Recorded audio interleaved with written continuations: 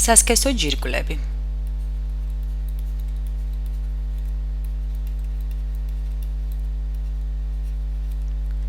სასქესო ჯირკვლებს მიეკუთვნება ქალებში საკვერცხეები,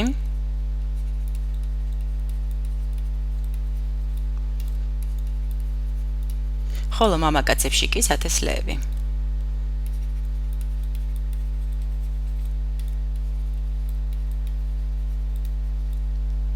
როგორც აღვნიშნეთ, მამაკაცის სასქესო ჯირკვლებს სათესლეები ეწოდება.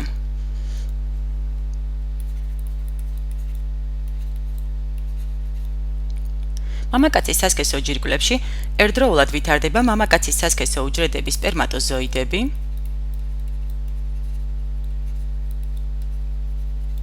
და გამომუშავდება ჰორმონები. მამაკაცის სასქესო ჰორმონებს ანდროგენები ეწოდება.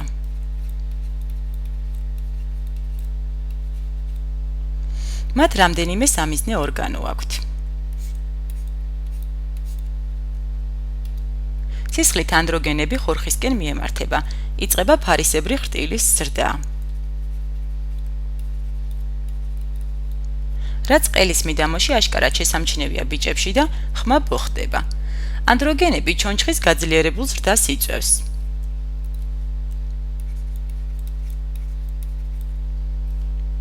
ბიჭები მაღლდებიან, სხეული მამაკაცისათვის დამახასიათებელ ფორმებს იღებს, მენჯი ვიწრო, ამხრები კი განიერი.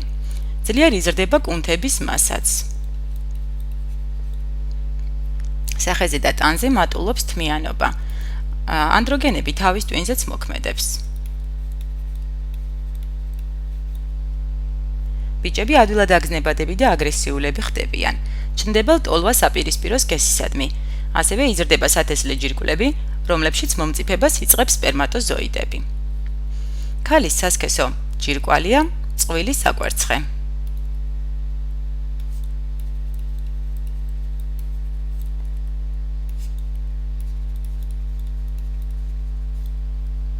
საკვერცხეები შეიცავს ბუშტის გროვებს ფოლიკულებს.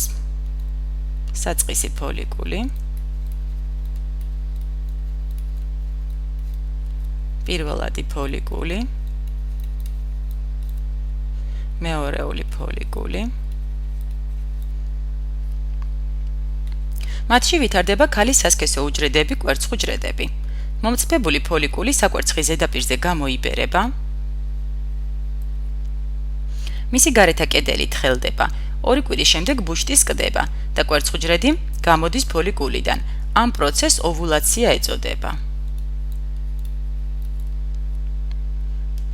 მომწიფებული კვერცხუჯრედი ხვდება ჯერ საშვილოსნოს მილში,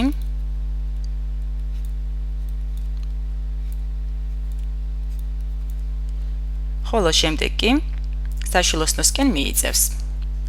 გამსკდარი ფოლიკულის ღრუ თანდათან ივსება უჯრედებით, რომლებიც შეიცავს ყვითელი ფერის ცხიმისმაგვარ ნივთიერებას და გარდაიქმნება ყვითელ სხეულად.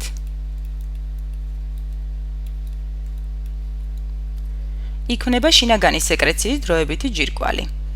ქალის სასქესო ჰორმონების ესტროგენების მოქმედებით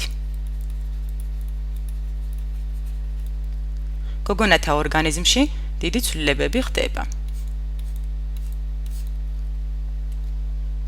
იზრდება სარძევე ჯირკვლები.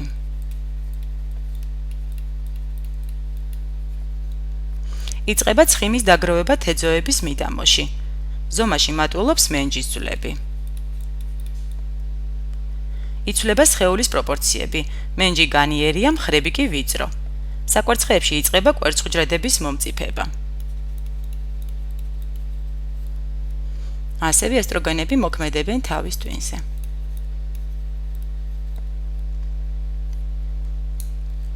უკვე განაყოფიერებული კვერცხუჯრედის ბედზე საკვერცხის მეორე ჰორმონი პროგესტერონი ზრუნავს.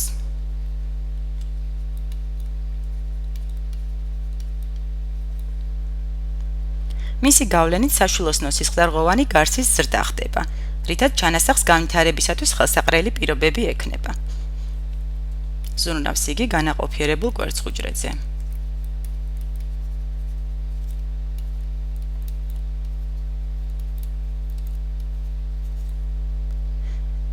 ექიმები მთელი ორსულობის მანძილზე აკონტროლებენ სისხლში ამ ჰორმონის დონეს.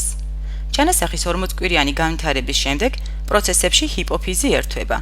მისი ერთ-ერთი ჰორმონის ოქსიტოცინის ზეგავლენით იწყება საშვილოსნოს კუნთების ძლიერი შეკუმშვა და ნაყოფი დედის ორგანიზმიდან იდევნება. ოქსიტოცინი მისი წყალობით ნაყოფი მიდევნება დედის ორგანიზმიდან.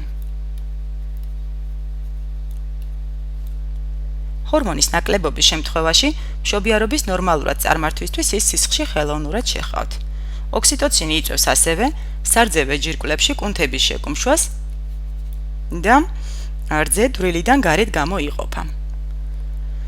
ჰორმონების გამოყოფა განსაკუთრებით გაძლიერებულია სქესობრივი მომწიფების პერიოდში, რომელიც 10-12 წლის ასაკში იწყება, სტადიებად მიმდინარეობს და მისი საბოლოო შედეგია ბიჭის მამაკაცად, ხოლო გოგონას ქალად ჩამოყალიბება. სასქესო ჰორმონების დანიშნულება აუზრუნველყოს სასქესო ორგანოების და საერთოდ ორგანიზმის ისეთი განვითარება, რომელიც შესაძლებელს გახდის გამრავლების პროცესს.